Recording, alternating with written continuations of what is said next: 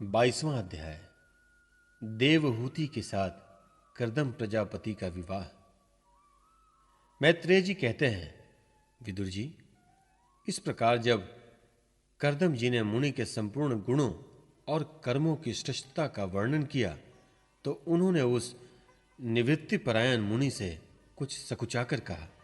मुनि जी ने कहा, मुने, वेद मूर्ति भगवान ब्रह्मा ने अपने वेदों में विग्रह की रक्षा के लिए तप विद्या और योग से संपन्न तथा विषयों में अनासक्त आप ब्राह्मणों के अपने मुख से प्रकट किया है, और फिर उस सहस्त्र चरणों वाले विराट पुरुष ने आप लोगों की रक्षा के लिए ही अपनी सहस्त्रों भुजाओं से हम क्षत्रियों को उत्पन्न किया है।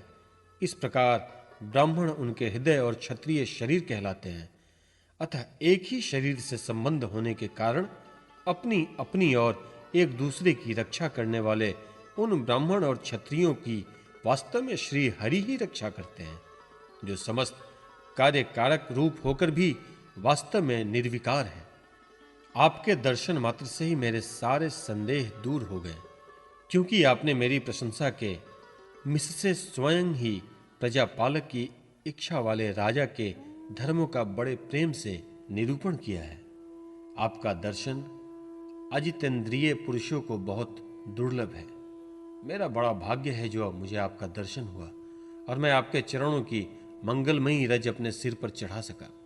मेरे भाग्योदय से ही आपने मुझे राजधर्मों की शिक्षा देकर मुझ पर महान अनुग्रह किया है, और मैं भी शुभ प्रारंभ उदय होने से आपकी पवित्र वाणी कान खोलकर सुनी है। मुने, इस कन्या के स्नेहवश मेरा चित्त बहुत चिंताग्रस्त हो रहा है, अतः मुझ दीन की यह प्रार्थना आप कृपा पूर्वक सुने। यह मेरी कन्या, जो प्रिय व्रत और उत्तानपाद की बहन है, अवस्था, शील और गुण आदि में अपने योग्य पति को पाने की इच्छा रखती हैं। जब से इसने नारद जी के मुख से आपके शील, विद्या, रूप और आयु और गुणों का वर्णन सुना है, तभी से यह आपको अपना पति बनाने का निश्चय कर चुकी है। द्विजवर, मैं बड़ी श्रद्धा से आपको यह कन्या समर्पित करता हूं। आप इसे स्वीकार कीजिए। यह गृह स्थोचित कार्यों के लिए सब प्रकार आपके योग्य है।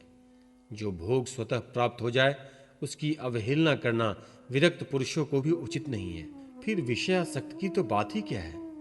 जो पुरुष स्वयं प्राप्त हुए भोग का निरादर कर फिर किसी कृपण के आगे हाथ पसारता है, उसका बहुत फैला हुआ यश भी नष्ट हो जाता है और दूसरों के तिरस्कार में मानभंग भी होता है। विद्वान, मैंने सुना है आप विवाह करने के लिए उद्धत हैं। आपका ब्रह्मचर्य एक सीमा तक है। आप नैष्ठिक ब्रह्मचारी तो नहीं, इसलिए अब आप इस कन्या को स्वीकार कीजिए। मैं इसे आपको अर्पित करता हूं। श्री कर्दम मुनि ने कहा, ठीक है, मैं विवाह करना चाहता हूं, और आपकी कन्या का अभी किसी के साथ वाग्यदान नहीं हुआ है, इसलिए हम दोनों का सर्वश्रेष्ठ ब्राध्य विधि से विवाह होना उचित ही होगा। राजन, वेदोक्त विवाह विधि में प्रसिद्ध जो गृह्णामिते इत्यादि मंत्रों में बताया हुआ काम संतानोत्पाद रूप मनोरथ है, वह आपकी इस कन्या के साथ हमारा संबंध होने से सफल होगा। भला जो अपनी अंग कांति से आभूषण आदि की शोभा को भी तिरस्कृत कर रही है, आपकी उस कन्या का कौन आदर न करेगा। एक बार यह अपने महल की छत पर गेंद खेल रही थी। गेंद के पीछे इधर उधर दौड़ने के कारण इसके नेत्र चंचल हो रहे थे तथा पैरों के पैजेब मधुर झंकार करते जा रहे थे। उस समय इसे देखकर विश्वावसु गंधर्व मोहवश अचेत होकर अपने विमान से गिर पड़ा था। वही उस समय यहां स्वयं आकर प्रार्थना कर रही हैं। ऐसी अवस्था में कौन समझदार पुरुष इसे स्वीकार न करेगा। यह तो साक्षात आप महाराज स्वयंभुव मनु की दुलारी कन्या और उत्तानपाद की प्यारी बहन है, तथा यह रमणियों में रत्न के समान है। जिन लोगों ने कभी श्री लक्ष्मी जी के चरणों की उपासना नहीं की है, उन्हें तो इसका दर्शन भी नहीं हो सकता। अतः मैं आपकी इस साध्वी कन्या को अवश्य स्वीकार करूंगा, किंतु एक शर्त के साथ। जब तक इसके संतान न हो जाएंगी, तब तक मैं गृहस्थ धर्मानुसार इसके साथ रहूंगा। उसके बाद भगवान के बताए हुए संन्यास प्रधान हिंसा रहित शम दमादि धर्मों को ही अधिक महत्व दूंगा, जिनमें इस विचित्र जगत की उत्पत्ति हुई है, जिनमें यह लीन हो जाता है और जिसके आश्रय से यह स्थित है। मुझे तो वे प्रजापतियों के भी पति भगवान श्री अनंत ही सबसे अधिक मान्य है। मैत्रेय जी कहते हैं, प्रचंड धनुर्धर विदुर कर्दम जी केवल इतना ही कह सके, फिर वे हृदय में भगवान कमल नाभन का ध्यान करते हुए मौन हो गए। उस समय उनके मंद हास्य युक्त मुख कमल को देखकर देवहूति का चित्त लुभा गया। मनु जी ने देखा कि इस संबंध में महारानी शतरूपा और राजकुमारी की स्पष्ट अनुमति है, अतः उन्होंने अनेक गुणों से संपन्न कर्दम जी को उन्हीं के समान गुणवती कन्या का प्रसन्नता पूर्वक दान कर दिया। महारानी शतरूपा ने भी बेटी और दामाद को बड़े प्रेम पूर्वक बहुत से बहुमूल्य वस्त्र, आभूषण और गृहस्थोचित पात्रादि दहेज में दिए। इस प्रकार सुयोग्य वर को अपनी कन्या देकर महाराज मनु निश्चिंत हो गए। चलती बार उनका वियोग न सह सकने के कारण उन्होंने उत्कंठावश विह्वल चित होकर उसे अपनी छाती से चिपटा लिया और बेटी बेटी कहकर रोने लगे। उनकी आंखों से आंसुओं की झड़ी लग गई और उनसे उन्होंने देवहूति के सिर के बाल भिगो दिए। फिर वे मुनिवर कर्दम से पूछकर उनकी आज्ञा ले रानी के सहित रथ पर सवार हुए और अपने सेवकों सहित ऋषिकुल सेवित सरस्वती नदी के तीनों तीरों पर मुनियों के आश्रमों को शोभा देखते हुए अपनी राजधानी में चले गए। जब ब्रह्मवर्त की प्रजा को यह समाचार मिला कि उनके स्वामी आ रहे हैं, तब वह अत्यंत आनंदित होकर स्तुति गीत एवं गाजे बाजे के साथ आगवानी करने के लिए ब्रह्मवर्त की राजधानी से बाहर आई। सब प्रकार की संपदाओं से युक्त वर्हिष्मती नगरी मनु जी की राजधानी थी, जहां पृथ्वी को रसातल ले जाने के पश्चात शरीर कपाते समय श्री वराह भगवान के रोम झड़कर गिरे थे। वे रोम ही निरंतर हरे भरे रहने वाले कुश और कास हुए, जिनके द्वारा मुनियों ने यज्ञ में विघ्न डालने वाले दैत्यों का तिरस्कार कर भगवान यज्ञ पुरुष की यज्ञ द्वारा आराधना की है। महाराज मनु ने भी श्री वराह भगवान से भूमि रूप निवास स्थान प्राप्त होने पर इसी स्थान में कुश और कास की वरिष्ठ चटाई बिछाकर श्री यज्ञ भगवान की पूजा की थी। जिस वरिष्ठमती पुरी में मनु जी निवास करते थे, उसमें पहुंचकर उन्होंने अपने त्रिताप नाशक भवन में प्रवेश किया। वहां अपनी भार्या और संतति के सहित वे धर्म, अर्थ और मोक्ष के अनुकूल भोगों को भोगने लगे। प्रातः काल होने पर गंधर्वगण अपनी स्त्रियों के सहित उनका गुणगान करते थे, किंतु मनु जी उसमें आसक्त न होकर प्रेम पूर्ण हृदय से श्री हरि की कथाएं ही सुना करते थे। वे इच्छानुसार भोगों का निर्माण करने में कुशल थे, किंतु मननशील और भगवत परायण होने के कारण भोग उन्हें किंचित भी विचलित नहीं कर पाते थे।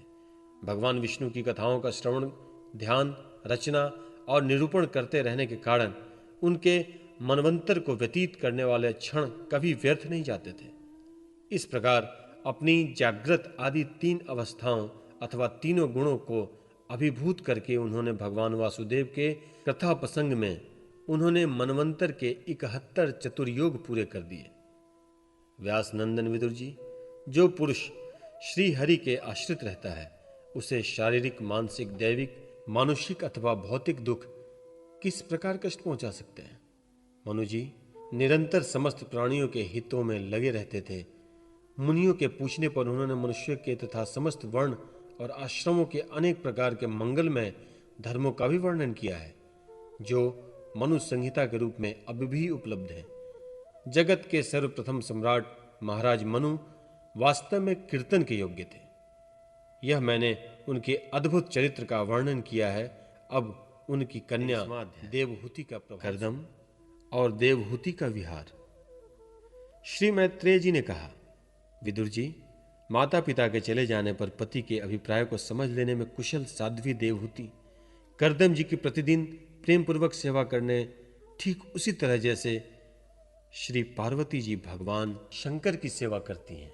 उसने काम, वासना, दंभ, द्वेष, लोभ, पाप और मद का त्याग कर बड़ी सावधानी और लगन के साथ सेवा में तत्पर रहकर विश्वास, पवित्रता, गौरव, संयम, शुश्रूषा, प्रेम और मधुर भाषणी, गुणों से अपने परम तेजस्वी पतिदेव को संतुष्ट कर दिया। देवहूति समझती थी कि मेरे पतिदेव दैव्य से भी बढ़कर हैं, इसलिए वह उनमें बड़ी बड़ी आशाएं रखकर उनकी सेवा में लगी रहती थी। इस प्रकार बहुत दिनों तक अपना अनुवर्तन करने वाली उस मनुपुत्री को व्रतादि का पालन करने से दुर्बल हुई देख देवर्षि श्रेष्ठ कर्दम को दयावश कुछ खेद हुआ और उन्होंने उससे प्रेम गदगद वाणी में कहा। कर्मज जी बोले, मनुनंदिनी, तुमने मेरा बड़ा आदर किया है। मैं तुम्हारी उत्तम सेवा और परम भक्ति से बहुत संतुष्ट हूं। सभी देहधारियों को अपना शरीर बहुत प्रिय एवं आदर की वस्तु होता है, किंतु तुमने मेरी सेवा के आगे उसके क्षीण होने की भी कोई परवाह नहीं की। अतः अपने धर्म का पालन करते रहने से मुझे तप, समाधि, उपासना और योग के द्वारा जो भय और शोक से रहित भगवत प्रसाद स्वरूप विभूतियां प्राप्त हुई हैं, उन पर मेरी सेवा के प्रभाव से अब तुम्हारा भी अधिकार हो गया है। मैं तुम्हें दिव्य दृष्टि प्रदान करता हूं, उसके द्वारा तुम उन्हें देखो। अन्य जितने भी भोग हैं वे तो भगवान श्रीहरि के भिकुटी विलास मात्र से नष्ट हो जाते हैं, अतः वे इसके आगे कुछ भी नहीं है। तुम मेरी सेवा से भी कृतार्थ हो गई हो। अपने पतिव्रत धर्म का पालन करने से तुम्हें ये दिव्य भोग प्राप्त हो गए हैं, तुम इसे भोग सकती हो। हम राजा हैं, हमें सब कुछ सुलभ है। इस प्रकार जो अभिमान आदि विकार है, उनके रहते हुए मनुष्यों को इस दिव्य भोगों की प्राप्ति होनी कठिन है। कर्मज जी के इस प्रकार कहने से अपने पतिदेव को संपूर्ण योग, माया और विद्याओं में कुशल जानकर उस अबला की सारी चिंता जाती रही। उसका मुख किंचित संकोच भरी चितवन और मधुर मुस्कान से खिल उठा और वह विनय एवं प्रेम से गदगद वाणी में इस प्रकार कहने लगी। देवहूति ने कहा, द्विजश्रेष्ठ स्वामिन, मैं यह जानती हूं कि कभी निष्फल न होने वाली योग शक्ति और त्रिगुणात्मिका माया पर अधिकार रखने वाले आपके ये सब ऐश्वर्य प्राप्त हैं, किंतु प्रभु, आपके विवाह के समय जो प्रतिज्ञा की थी कि गर्भाधान होने तक मैं तुम्हारे साथ गृहस्थ सुख का उपयोग करूंगा, उसकी अब पूर्ति होनी चाहिए, क्योंकि श्रेष्ठ पति के द्वारा संतान प्राप्त होना पतिव्रता स्त्री के लिए महान लाभ है। हम दोनों के समागम के लिए शास्त्र के अनुसार जो कर्तव्य हो उसका आप उपदेश दीजिए और उपटन, गंध, भोजन आदि उपयोगी सामग्रियां भी जुटा दीजिए, जिससे मिलन की इच्छा से अत्यंत दीन दुर्लभ हुआ मेरा यह शरीर आपके अंग संग के योग्य हो जाए, क्योंकि आपकी ही बढ़ाई हुई काम वेदना से मैं पीड़ित हो रही हूं। स्वामी, इस कार्य के लिए एक उपयुक्त भवन तैयार हो जाए, इसका भी विचार कीजिए। मैत्री जी कहते हैं, विदुर जी, कर्दम मुनि ने अपनी प्रिया की इच्छा पूर्ण करने के लिए उसी समय योग्य में स्थित होकर एक विमान रचा, जो इच्छानुसार सर्वत्र जा सकता था। यह विमान सब प्रकार से इच्छित भोग सुख प्रदान करने वाला, अत्यंत सुंदर, सब प्रकार के रत्नों से युक्त, सब संपत्तियों के उत्तरोत्तर वृद्धि से संपन्न तथा मणिमय खंभों से सुशोभित था। वह सभी ऋतुओं में सुखदायक था और उसमें जहां तहां सब प्रकार की दिव्य सामग्रियां रखी हुई थी तथा उसे चित्र विचित्र रेशमी झंडियों और पताकाओं से खूब सजाया गया था, जिस पर भ्रमरगण मधुर गुंजार कर रहे थे। ऐसे रंग बिरंगे पुष्पों की मालाओं से तथा अनेक प्रकार के सूती और रेशमी वस्त्रों से वह अत्यंत शोभायमान हो रहा था। एक के ऊपर एक बनाए हुए कमरों में अलग अलग रखे हुए शैया, पलंग, पंखे और आसनों के कारण वहां बड़ा सुंदर जान पड़ता था।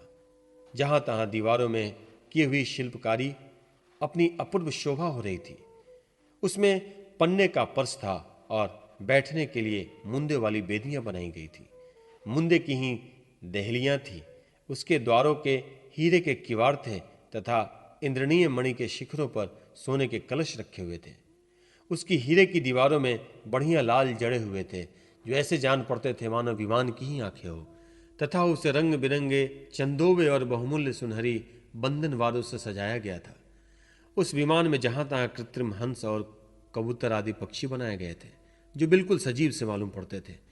उन्हें अपना सजातीय समझकर बहुत से हंस और कबूतर उसके पास बैठ कर अपनी बोली बोलते थे। उसमें सुविधानुसार क्रीड़ा स्थली, शयनगृह, बैठक, आंगन और चौक आदि बनाए गए थे, जिसके कारण वह विमान स्वयं कर्मठ जी को भी विस्मित सा कर रहा था।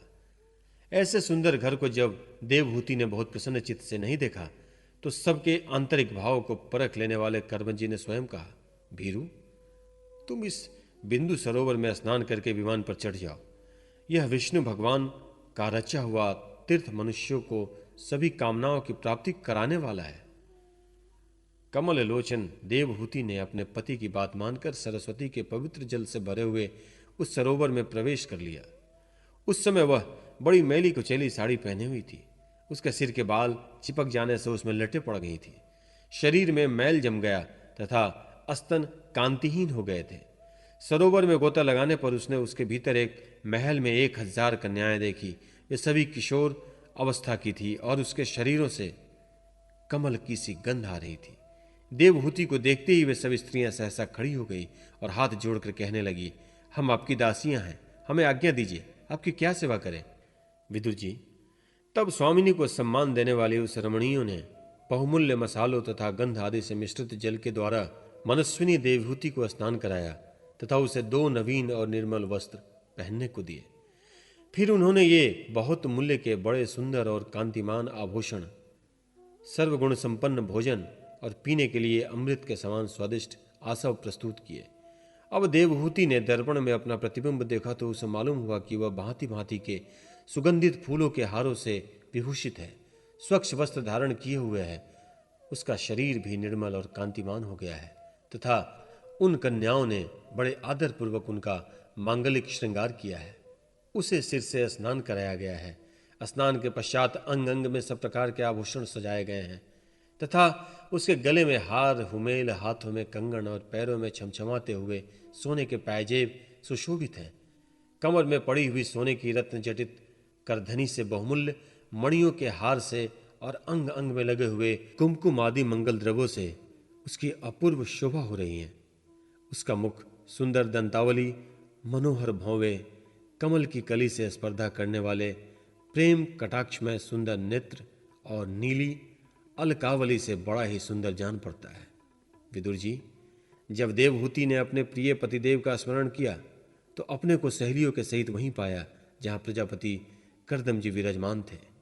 उस समय अपने को सहस्त्रों स्त्रियों के सहित अपने प्राणनाथ के सामने देख और उसे उनके योग का प्रभाव समझकर देवहूति को बड़ा विस्मय हुआ। शत्रु विजयी विदुर, जब कर्मठ जी ने देखा कि देवहूति का शरीर स्नान करने से अत्यंत निर्मल हो गया और विवाह काल से पूर्व उसका जैसा रूप था उसी रूप को पाकर वह अपूर्व शोभा से संपन्न हो गई है। उसका सुंदर वक्ष स्थल चोली से ढका हुआ है। हजारों विद्याधरियों उसकी सेवा में लगी हुई हैं तथा उसके शरीर पर बढ़िया बढ़िया वस्त्र शोभा पा रहे हैं। तब उन्होंने बड़े प्रेम से उसे विमान पर चढ़ाया।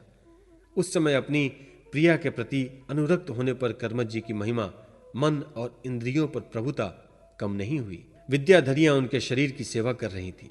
खिले हुए कुमुद के फूलों से श्रृंगार करने से अत्यंत सुंदर बने हुए विमान पर इस प्रकार शोभा पा रहे थे मानो आकाश में तारागण से घिरे हुए चंद्रदेव विराजमान हो। उस विमान पर निवास कर उन्होंने दीर्घ काल तक कुबेर जी के समान मेरु पर्वत की घाटियों में विहार किया। ये घाटियां 8 लोकपालों की विहार भूमि है। इनमें कामदेव को बढ़ाने वाली शीतल मंद सुगंध वायु चलकर इनकी कमनीय शोभा का विस्तार करती हैं तथा श्री गंगा जी के स्वर्गलोक से गिरने से मंगलमय ध्वनि निरंतर गूंजती रहती है। उस समय भी दिव्य विद्याधरियों का समुदाय उनकी सेवा में उपस्थित था और सिद्धगण वंदना किए जा रहे थे। इसी प्रकार प्राण प्रिय देवहूति के साथ उन्होंने वैश्रम्भक, सुरसद, नंदन, पुष्पभ्रद और चैत्र रथ आदि अनेक देवदानों और मानव सरोवर के अनुराग पूर्वक विहार किया। उस कांतिमान और इच्छानुसार चलने वाले श्रेष्ठ विमान पर बैठकर वायु के समान सभी लोकों में विरसते हुए कर्मठ जी विमान बिहारी देवताओं से भी आगे बढ़ गए।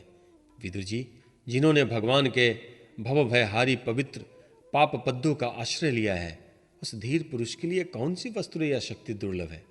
इस प्रकार महायोगी कर्मठ जी का सारा भूमंडल, जो द्वीप वर्ष आदि की विचित्र रचना के कारण बड़ा आश्चर्य में प्रतीत होता है, अपनी प्रिया को देखकर अपने आश्रम को लौट आए।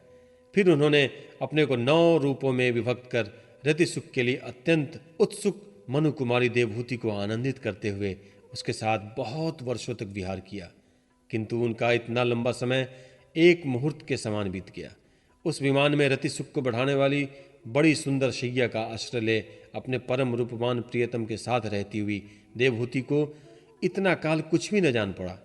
इस प्रकार उस कामसक्त दंपत्ति को अपने योग बल से सैकड़ों वर्षों तक विहार करते हुए भी वह काल बहुत थोड़े समय के लिए ही समान जान पड़ा। आत्मज्ञानी कर्मठ जी सब प्रकार के संकल्पों को जानते थे, अतः देवहूति को संतान प्राप्ति के लिए उत्सुक देख वह भगवान के आदेश को स्मरण कर उन्होंने अपने स्वरूप के 9 विभाग किए और कन्याओं की उत्पत्ति के लिए एकाग्रचित्त से अर्धांग रूप में अपनी पत्नी का भावना करते हुए उसके गर्भ में वीर्य स्थापित किया। इससे देवहूति के एक ही साथ 9 कन्याएं पैदा हुईं। वे सभी सर्वांग सुंदरी थीं। उनके शरीर से लाल कमल की सी सुगंध निकलती थी।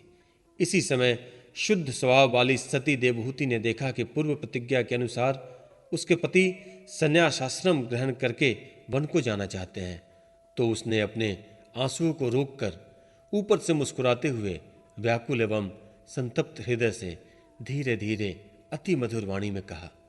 उस समय वह सिर नीचा किए हुए अपने नख मणिमंडित चरण कमल से पृथ्वी को कुरेदती रही। देवहूति ने कहा, भगवान, आपने जो कुछ प्रतिज्ञा की थी वह सब तो पूर्णतः निभा दी, तो भी मैं आपकी शरणागत हूं, अतः आप मुझे अभयदान और दीजिए। ब्राह्मण, इन कन्याओं के लिए योग्य वर खोजने पड़ेंगे और आपके वन को चले जाने के बाद मेरे जन्म मरण रूप शोक को दूर करने के लिए भी कोई होना चाहिए। प्रभु, अब तक परमात्मा से विमुख रहकर मेरा जो समय इंद्रिय सुख भोगने में बीता है वह तो निरर्थक ही गया। आपके परम प्रभाव को न जानने के कारण ही मैं इंद्रियों के विषयों में आसक्त रहकर आपसे अनुराग किया। तथापि यह भी मेरे संसार भय को दूर करने वाला ही होना चाहिए। अज्ञानवश अस्त पुरुषों के साथ किया हुआ जो संग संसार बंधन का कारण होता है वह सप्त पुरुषों के साथ किए जाने पर असघनता प्रदान करता है। संसार में जिस पुरुष के कर्मों से न तो धर्म का संपादन होता है, न वैराग्य उत्पन्न होता है और न भगवान की सेवा ही संपन्न होती हैं, वह पुरुष जीते जी मुर्दे के समान है। अवश्य ही मैं भगवान की माया से बहुत ठगी गई, जो आप जैसे मुक्तिदाता पतिदेव को पाकर भी मैंने संसार बंधन से छूटने की इच्छा नहीं की।